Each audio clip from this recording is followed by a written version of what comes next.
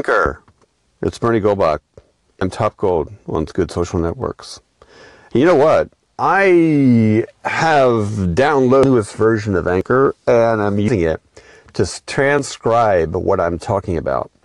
So I have learned to talk slower, and now I'm using my Android phone to babble about my experience with that transcription that's offered. Thanks to Avi Uniglitch, I believe the transcriptions are coming from IBM Watson.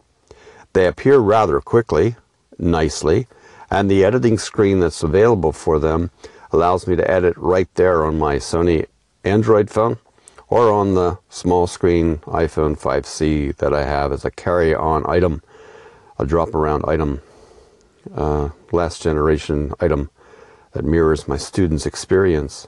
So I'm happy with it. It's very nice. And I'm trying to figure out a way to integrate it, the transcripts, into my educational flow, which I think I'm going to do by simply taking this clip and making it part of a YouTube clip that we have where we train lecturers how to use a green screen. So the point's this. You simply talk about what you're going to say. You do it into a WAV file. You do it into a recording, which then can then be dropped into Anchor by you topping and tailing what you think would make the clip sound conversational, or you don't. You just put it in there and let Anchor produce the script. The script's important because a strong percentage of the listeners you have will be people attending classes in a college campus, and they will listen to what you say while plugged in and stocking shelves at a local supermarket.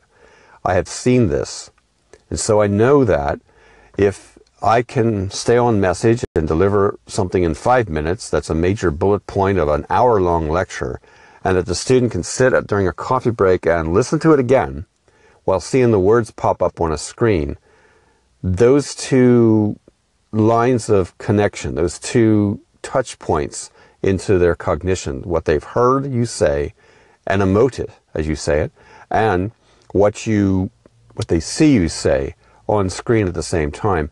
Those two conditions of learning improve the quality of learning and improve the revision that students would use to catch up on learnings that they missed in class or to supplement the learning they're meant to follow by reading material or doing exercises in tutorial sessions. This is a piece of EdTech gold. I'm telling you, it is really good to have the transcript. There is a workflow associated to it, because if you want to make sure that the stuff you say is actually relevant to what is being babbled about from your mouth, then you have to go back and do the edit and make sure the words that come out are accurate. They're high quality content pieces that supplement what you're teaching. Now, this is a pretty ropey way of saying everything because I don't do notes. I just talk about stuff that's on my head. What is important is the transcripts that Anchor is now powering behind the waves you can make on Anchor FM are a big step forward in how educational technology can serve third-level students around the world. I'm saying this from a position where I've taught for more than 10 years. I've been teaching adults since the 70s how to fly, how to drive, how to read, to write, to speak, to think. This is a big deal. Making transcripts from the babblings you do on Anchor FM. I thank the team for that. Thank Avi Uniglitch for pointing out the technical things that enhance the workflow. And I thank Greg Dixon for pointing me to places that might provide more accurate articulation of my babbled thoughts. Thanks, lads. I'm using this. IBM Watson with Anchor FM. And you should too. Bye for now.